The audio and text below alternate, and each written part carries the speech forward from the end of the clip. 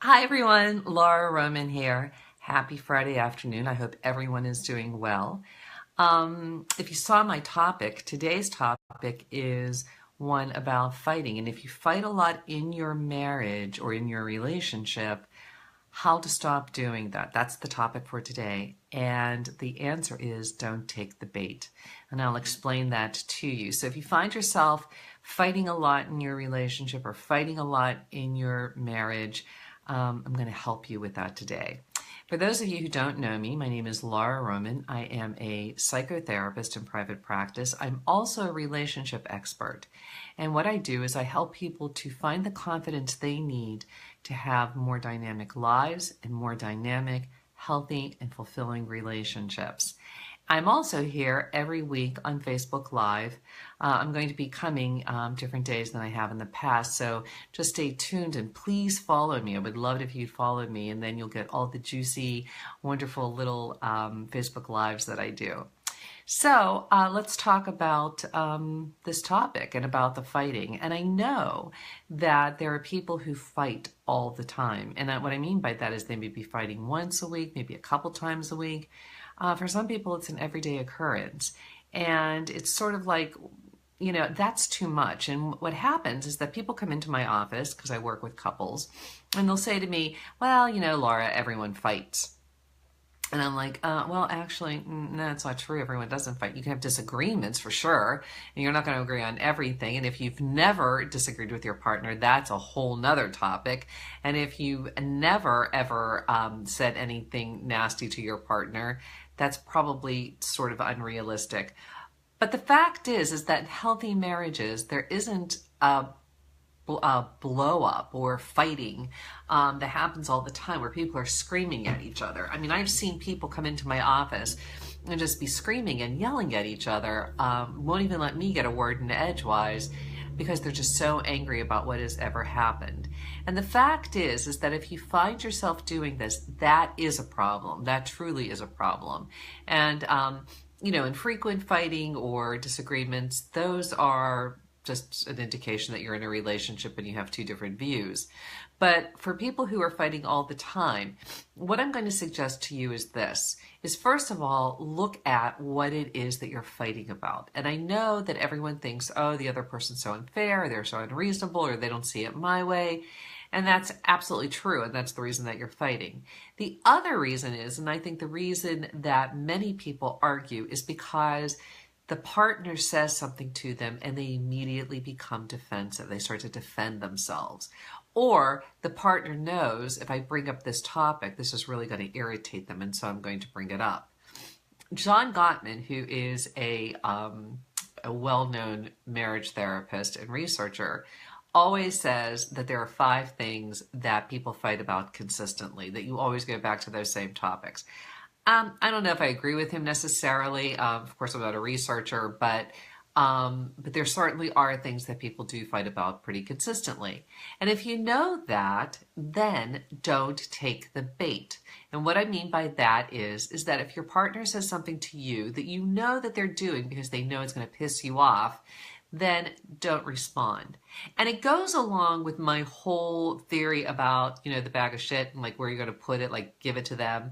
And what I mean by that is if someone says something to you and you know it isn't true, then why do you feel the need to defend yourself? And I find that with couples that often happens where they feel the need to defend themselves. And what I say to my couples and what I say to individuals is don't take the bait from whoever is giving it to you. Say nothing. Walk away. Don't pick it up, because as soon as you pick up the bait, they now have you hooked, right? So they're going to reel you in, and then the explosion's going to happen.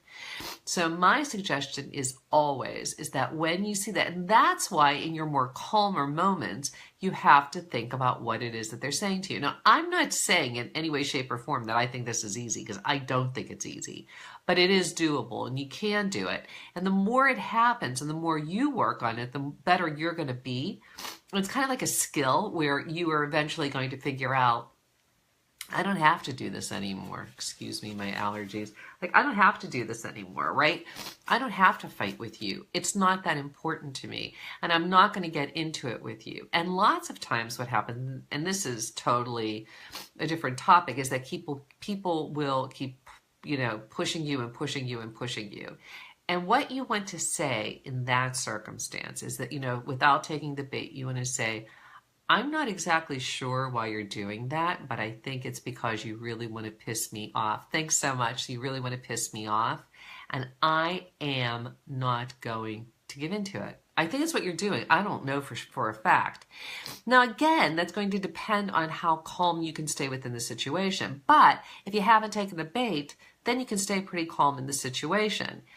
And you can even look at it, like kind of analyze, like, what is it that we're always fighting about? What is it that we're always looking, what is it that we're always looking, not looking for? What is it that my partner's always looking for? What are they always saying to me? What are they always kind of just trying to just piss me off and just make the situation worse? It's like looking at that at a time when you're not angry, when you're not defending yourself, when you're not inflamed, but you're calm. Start to look at that. Start to analyze it. Start to think about it. This is what happens. People get into arguments all the time. Do they think about it? No. They don't think about it. They just keep fighting, right? Oh, couples fight all the time is what they say. Or he doesn't really mean that when he says that to me. Or, the other thing is like, that's the only way that we can communicate. It's not good. It's not a good way to communicate. And the other thing is the reason why fighting is so bad, and I said this before and I'm going to say it again because I think it really is an important part, is that don't say things to hurt your partner. And people do that all the time, say mean and hurtful things to their partner. And I'm going to really, really, really try to, drive that home. When I talked about fair fighting in my last video, that is something that is so important. And that is inflammatory as well, right? So when you are doing that, you're trying to inflame your partner. Again, if you find that your spouse is doing that or your partner is doing that to you, don't take the bait. Instead, become curious. Instead of being defensive, start saying things like, I don't know why you're saying that to me. Are you trying to hurt me?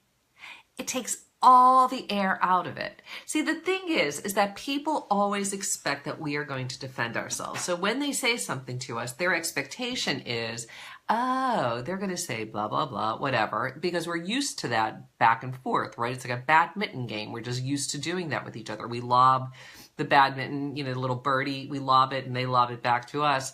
And the fact of the matter is that if you stop that badminton game or that tennis game and you say something that's totally out of the pattern, they're not going to know what to do.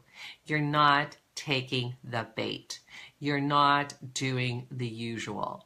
So I'm going to really challenge you in the next time that you're aiming to look at your arguments, because very often you'll find that John Gottman may be right and that you are arguing about the 5 same things. So how can you change the scenario? People think that they are powerless in those situations, but you're not. You have a great deal of power in that situation. And it's not so much in what you're saying necessarily. Sometimes it's in what you're not saying. And it's definitely in not making statements, but asking questions. Like, what is really going on here? What are you really angry at me about? Can be another one. I got a host of them. I got a million of them. But that's what I'm going to really challenge you to do, is to really start thinking about how you fight and what you can do to stop that tennis game from continuing on. So hopefully that's helpful. If you have any questions, please post them below. If there's a topic that you would like me to talk about, you can certainly private message me and I would be glad to do that. My name is Laura Roman. I'm a psychotherapist and relationship expert in private practice. And I'm here every week doing Facebook Lives, which I have come to really love, and I hope you do too. So please follow me. I would absolutely adore that. Also, sign up for my newsletter, because the more people sign up, the more happy and juicy stuff I'm going to be able to give out. So please, please, please do that. It's right here on the Facebook page. And I will be back again next week with In Sesh, with some tasty tidbits to enhance your life your love, and your relationship. So until then, have a great weekend. Thank you so much for being here. Love you. Bye.